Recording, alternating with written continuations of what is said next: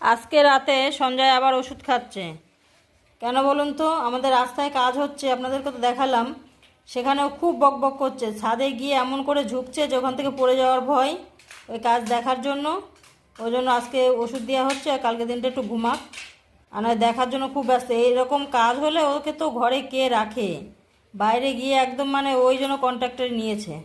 ওই সব বলবে এখানে খোঁড়ো, ওখানে জল তোলো, এখানে এটা করো ওটা করো, ওখানেই দাঁড়িয়ে থাকতো। এখন যেতে পারছে না। এখন একবার বারান্দা দিয়ে দেখলে কিন্তু মিটে যায়, কিন্তু না, ও আবার ছাদে যাচ্ছে, গিয়ে ঝুঁকে ঝুঁকে দেখছে। তা দাদা বলছে যে আজকে ওষুধ দিয়ে দিই, কালকে দিনটা ঘুমাবে।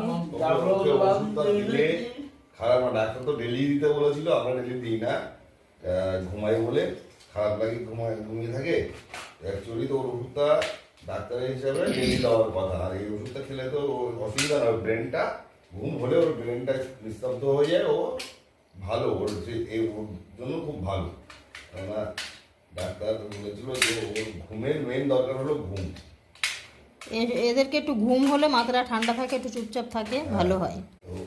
ওষুধটা খারাপ না, ওষুধ তো ডেলি দেওয়ার কথা, সেটা তো আমরা দিই না, মাঝে মাঝে দিই।